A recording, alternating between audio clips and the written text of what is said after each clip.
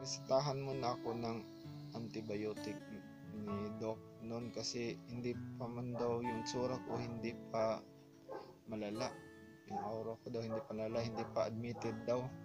Baka daw mawala sa antibiotic yung tubig kasi hindi pa naman daw gaano karami.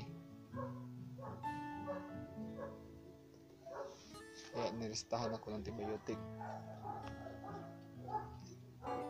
Inom ko 1 week antibiotic yun at pinabalik ako after 2 weeks for another x-ray na naman.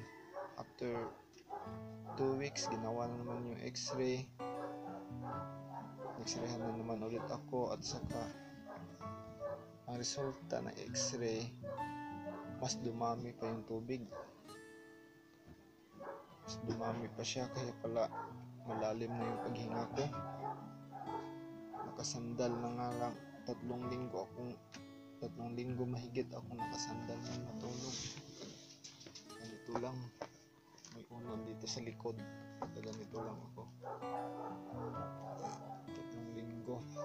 Sabi ni Doc noon, magpa-chest ultrasound daw ako para malaman kung gaano dami na yung tubig sa baga ko. Kaya kinabukasan nagpa-chest ultrasound ako at nung makuha namin ng result, ang nakalagay doon ay 1087 cc.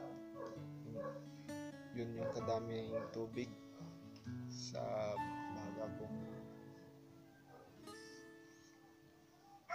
And then pumunta kami sa public hospital kasi private lahat yung mga laboratoryhan ko last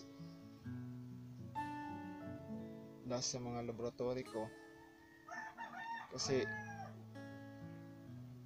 nung time na yun pandemic pa, mahirap makapasok sa public hospital. Ang dami mo pang pagdadaanan bago ka makapasok, need mo pang pa-online appointment.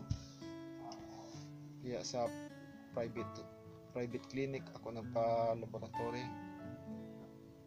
Ayun, pumunta ako sa public hospital.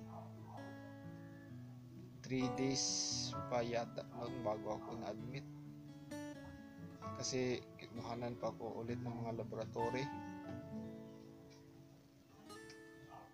June 6 na ako na-admit noon.